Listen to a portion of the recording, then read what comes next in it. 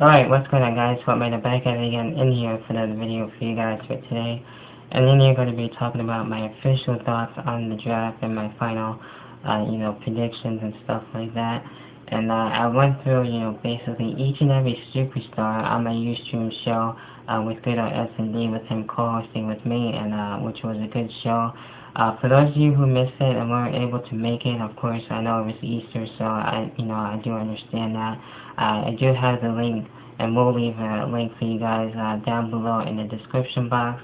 Also, or you can even go to S&D's channel and check out, what we did over there, with my Ustream show, and with each and every superstar, as well as going as far as saying, our favorite years of the draft, and as well as should this be the final draft, pretty much ever. So if you guys want to continue that discussion too, as well with those two questions, you can drop your thoughts down below. But I do have a couple of guys here that I will be, talking about, to see where I think they should go, and that's how I'm gonna, pretty much do that with this video. So with that being said, let's start it off with the first guy I got here. And the first guy I got here is Daniel Bryan, and of course he's on Raw now, but I do see him getting drafted over to SmackDown. The reason being because he really isn't doing much over on Raw right now. The only thing he's really done is majorly really is win the United States Championship, and even then he didn't really defend it much. So I do see him doing better things on SmackDown, and since it is the wrestling show, pretty much I do see him, doing better things, having some feuds there, and having a better career on SmackDown too. So that's why I see Daniel Bryan going there. Next guy is Cody Rhodes. I do see him going over to Raw, and moving from SmackDown to Raw, and I like what he's doing with this character. He's got a good heel character going for him as of late, having a good feud with Rey Mysterio, and it looks like it might come to an end at Extreme Rules. So I think Cody Rhodes will have some other good feuds once he goes over to Raw to help him out there. Maybe even some win the championships over there too, as well with his heel character. So that's why I see Cody Rhodes. Dolph Ziggler, I do see him staying on Raw. He's got a whole new look, going from right now. He cut his hair, changed everything basically about him, and looking more serious. So I do see him staying over on Raw with Ricky Guerrero, and doing different things there, and having some good matches and feuds and stuff like that. Randy Orton, the next guy here, of course, I do see him going over to SmackDown, helping out with SmackDown.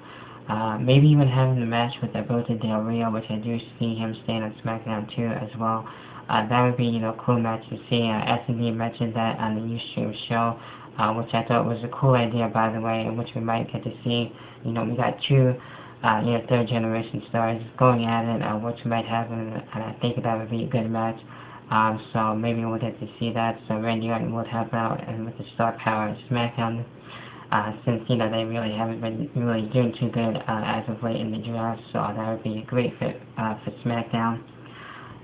Ted DiBiase, that's right, also on this list that I have here. I see him going over to SmackDown, kind of like with Cody Rhodes, having a whole new thing in the way, and doing better, maybe even winning some championships there.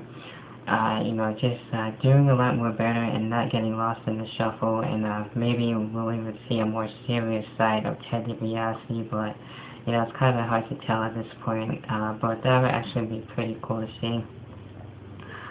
Sin Cara, with him, I do in a way see him going over to SmackDown. He might be on Raw, but him, I think SmackDown would be a good home for him, and have some good matches there. With Rey Mysterio, if he stays, whether or not, I do see him going over to Raw too, getting drafted as well, and have something new for Rey Mysterio in a way. If he does stay on SmackDown, I would like him to feud with that Sin Cara and have it all, cool feud with them going on, but since they're pretty much a face, so, Sin Cara could go heel, but, that'd be cool to see. Sheamus, I do see him going over to SmackDown with the United States Championship, and doing better things there.